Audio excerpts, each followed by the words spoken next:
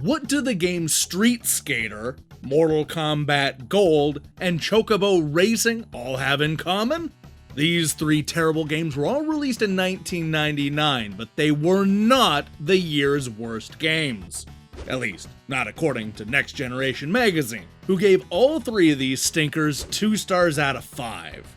Yeah, as crazy as it sounds, Next Generation gave 21 different games a lower score than Street Skater.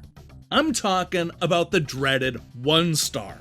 And today we're gonna go through all of these reviews and read the meanest, nastiest, and snarkiest quotes from all 21 of these supposedly awful games.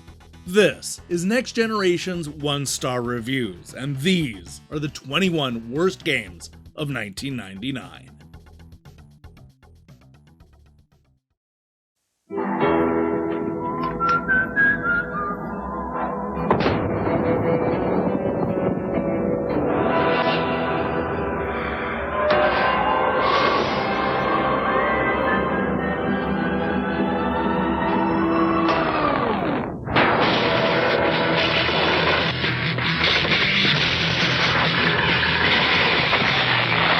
Zero Hour for Nintendo 64, for mature audiences only.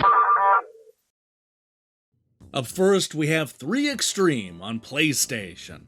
It must be a kick to see what goes on behind closed doors at 989 Studios. We're curious how a company can actually justify some of the decisions made on the games it releases. How can 989 Studios say that enough design work went into 3 Extreme to rationalize the game being different from the previous 2 incarnations of the Extreme license?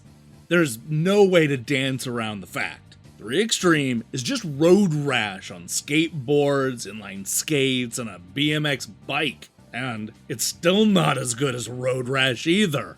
While 989 obviously cares about some titles, like Game Day and possibly MLB, it clearly doesn't care at all about the others, judging from the way it churns out hideous gameplay-free cash-in sequels like this, Twisted Metal, Cool Borders, and now Extreme. Stop the madness. Number 2, A Bug's Life on Nintendo 64. Like the terrible PlayStation version before it, A Bug's Life not only fails to live up to its license, but can't even manage being a decent platform game on its own. Fidgety controls and problematic camera angles make things hideously frustrating, especially for the younger crowd that the game's painfully simple goals and level designs seem to be geared towards. Although most of the graphics are adequately done and there's a few original levels, the fatally flawed interface and poor tie-in to the license will disappoint fans of both the genre and the movie. Any way you slice it, this sucks. Number 3, All-Star Tennis 99 on Nintendo 64. Tennis fans looking for a true recreation of their sport should steer clear of All-Star Tennis. Despite the inclusion of licensed pros like Michael Chang, this game quickly loses its appeal with the age-old control problem. The same stick used to run the player around the court also controls the shot direction. When making a diving save to the right, it's nearly impossible to hit the ball cross-court to the left to keep it within the lines. For tennis purists, this game is a net loss. For gamers looking for a good time, the control issues make the game unacceptable. Number 4, Blast Radius on the PlayStation. If every bad idea that came up during the production of Colony Wars was rolled into one game, Blast Radius would be the result. The problems start as early as the main briefing screens. The mission briefings scroll by automatically faster than most people are going to be able to read. Once into the gameplay, Blast Radius becomes a simple matter of survival. Shoot first and ask questions later, and not much else. It doesn't matter how much of a space fighter fan you are, Blast Radius is just plain bad. Number 5, Contender on PlayStation.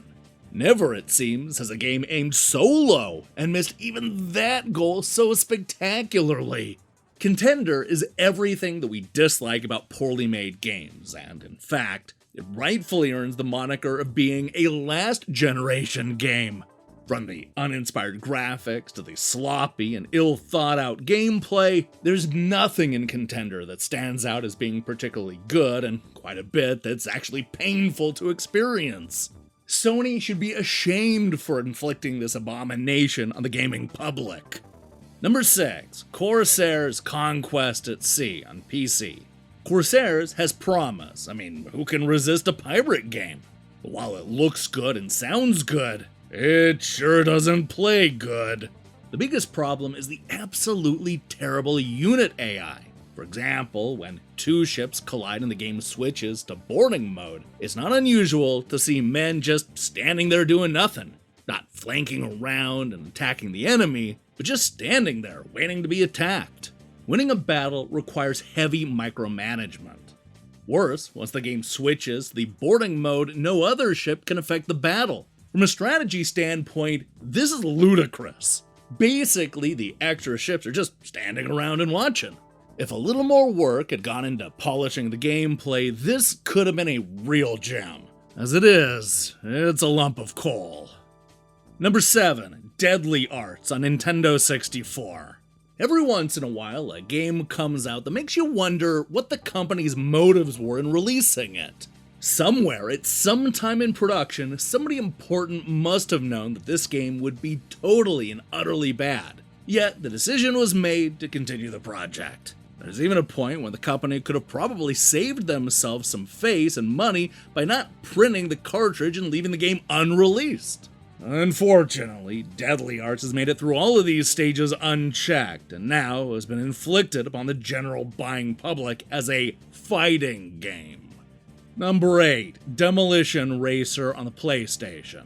Demolition Racer was developed by much of the same team as the original Destruction Derby from Psygnosis years ago, and it shows in just about every way.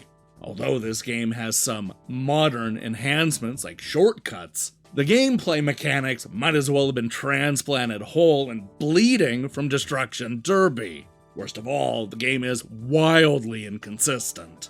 Points are awarded by colliding into other cars, and in theory, the faster you hit one, the greater the points. In reality, it seems almost random. Barely tapping a rear bumper in a turn causes an opponent to explode, while slamming into a totally stationary car on the next bend yields no score at all. The steering and control are likewise almost totally unpredictable. And in a serious and unforgivable bug, even the camera angles jump around from high and back to first person for absolutely no reason. Ugh, steer clear of this smoking wreck. Number 9, Duke Nukem 0 Hour on Nintendo 64. This is the game equivalent of an old buddy calling you from a bar. Upon arrival, you discover that all the patrons are missing teeth, the waitress has varicose veins, and your buddy needs a loan. 0 Hour keeps most of the Duke trappings intact, but don't let that pull you in. Worst of all, sometimes you're killed instantly because you've got no way of knowing when, for example, a car is going to crush you dead until it happens. And since the only time you can save is after completing an entire, long, tedious level, this means logging through the same level over and over until you finally get everything right. Abysmal. Avoid this like radioactive bat droppings. Number 10, Expendable on Dreamcast. Expendable is the kind of game that makes us, as reviewers, go home warm and happy. Because by warning you against even coming near it in the store, we know that we've done our good deed for the day. This could be called an old-style shooter, except that, unlike a lot of old-style shooters, it's no fun at all. A shameful waste of technology, this game is loaded with pointless, flashy special effects that actually obscure the action, sluggish controls that make lining up the targets nearly impossible, and poorly chosen camera angles that not only make it tough to see where the enemies are coming from, but even occasionally reversing themselves without warning. In other words, be glad that somebody else was getting paid to play this for you, and pity him.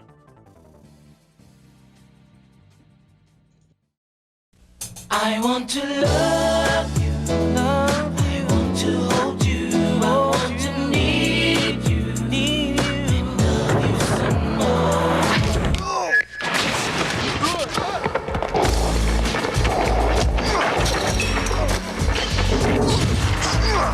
Skateboards, bikes, and blades. 3 Extremes got everything from kick flips, grinds, and 720s to vicious punches and jabs.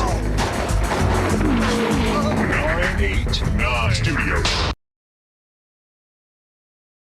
And we're back with number 11, G-Police Weapons of Justice on PlayStation. The second game in the G-Police series is still plagued with the same problems that were apparent in the original. This time around, though, the weaknesses overshadow the strengths. The 30 regular missions and 15 hidden missions are elaborately designed with plenty of surprises for maximum dramatic effect. But these get buried by control issues and the too flashy but ultimately confusing visuals. It seems Weapons of Justice was designed to be a very complex and full game, but in the process, the designers forgot to make the game playable as well. Number 12, Invasion from Beyond on the PlayStation. An open message to game developers. If you want your game to be fun, don't make the player read a mission update every 60 seconds. It's annoying, annoying, annoying! Unfortunately for Invasion from Beyond, a vaguely 3D shooter, frequent text screens popping up in the middle of everything are the least of the game's problems. Had it been released 3 years ago, Invasion from Beyond might have looked good, but when compared to today's titles, it just looks dated and ugly. Don't let the cool retro box art fool you. This game deserves to be passed on, even when it's staring up from the bottom of the bargain bin. Number 13, NFL Extreme 2 on PlayStation. Like the original NFL Extreme 2 starts with a good premise. Take a few NFL stars, stick them on a team of 5, and let them play smash-mouth football with huge hits and in-your-face celebrations. No rules, no referee, no penalties. In other words, rip off NFL Blitz. Unfortunately, the premise is about as cool as the game gets. Sure, there are some big hits and the taunts flow freely, but Blitz did it better even the first time around, and Extreme's feeble humor only goes so far. Slapping real faces onto the porky bodies doesn't help much either. Football purists will not be amused. Blitz fans will not be amused. In fact, unless you're looking for a simple diversion and don't mind an erratic playbook, neither will you. Number 14, ODT, Escape or Die Trying on PlayStation.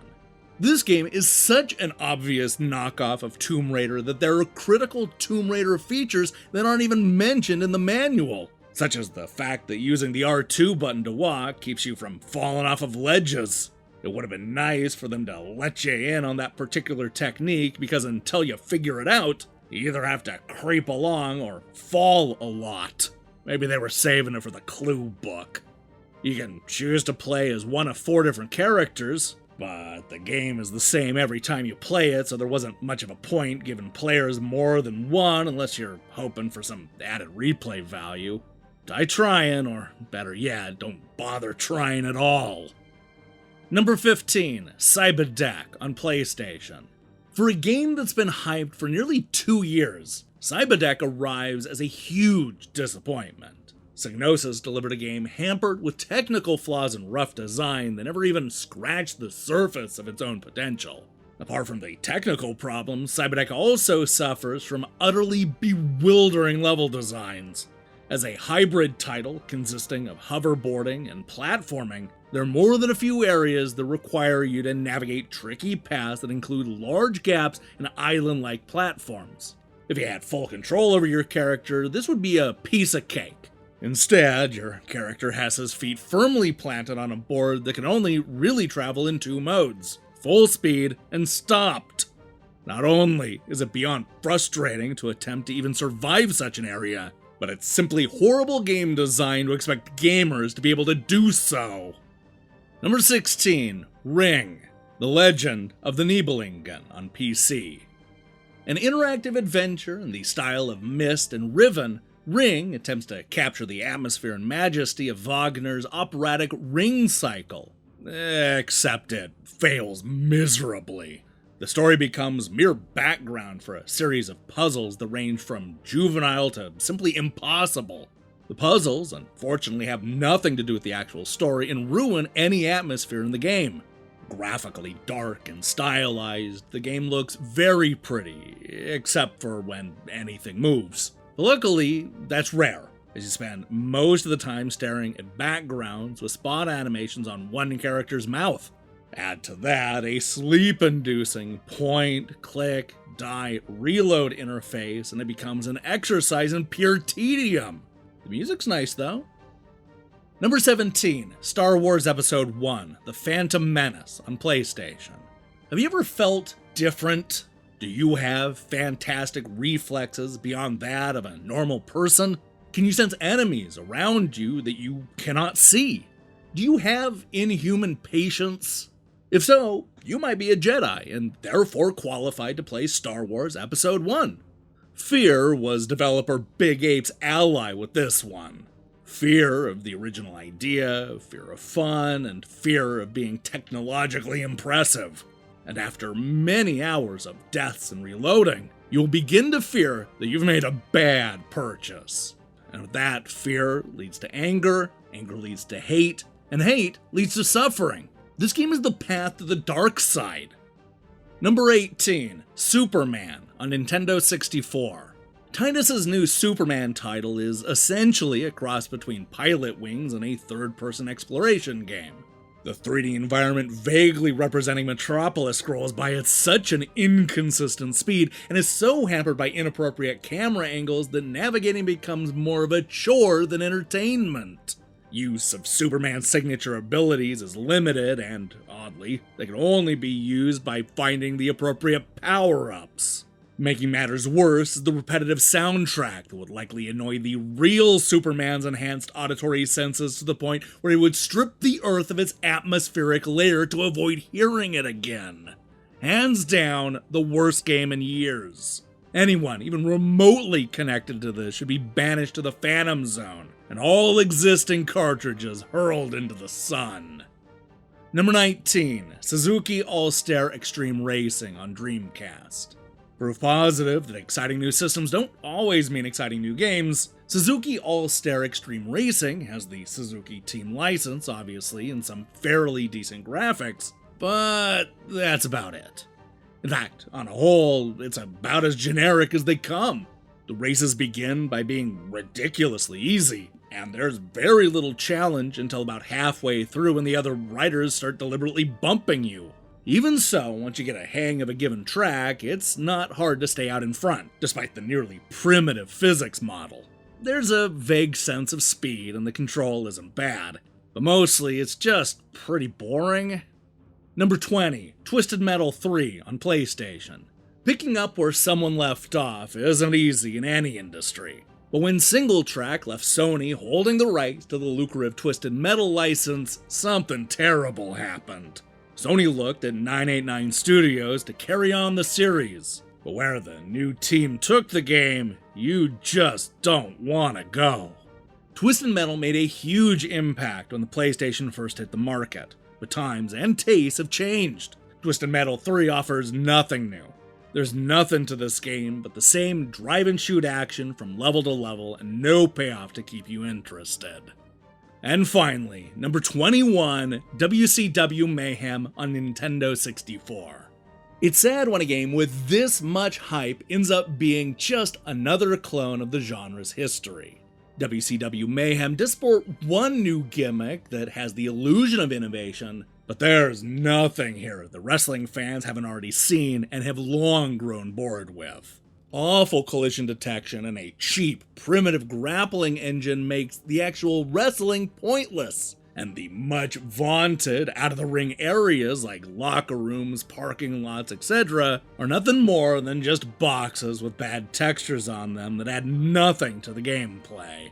If this game existed in a total vacuum, it would barely pass. But in the face of WrestleMania 2000 and even Attitude, it's simply inexcusable. Psst, did you hear? Sweet Tooth got parole today. Yeah, I thought that clown was in for life. Sweet Tooth got out today. He's probably living the high life. Circuses, Birthday parties. No, actually, he's driving an ice cream truck. Get out of town. Sweet Tooth is back in Twisted Metal 3 with enough weapons to make any angry driver happy.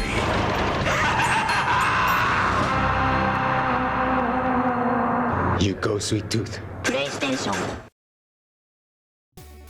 Hey, thanks for watching this episode of Next Generation's 1-Star Reviews. If you liked what you saw here, then you'll be happy to know that we're going to be posting new episodes every Monday. This is a 7-part series with the first 5 episodes now in the official playlist. Go ahead and give those a look and tune in next week for the worst of 2000. Now, here's the question I have for you. What was Next Generation's meanest, nastiest, and snarkiest review of 1999? Last week, it sort of felt like they were pulling their punches a bit. But man, they were right back in peak form in 99. They really went out of their way with that Superman review and painted just an ugly image of Duke Nukem. Let me see your favorites in the comments below. In other news, we'll be back later this week with a bunch of reviews, plus another episode of EGM's Best and Worst Consoles on Friday. That is, of course, unless there's an episode of Nintendo Switch Online Review Crew. While we wait to see what happens, I strongly recommend you click that subscribe button and support what we're doing here. Until then,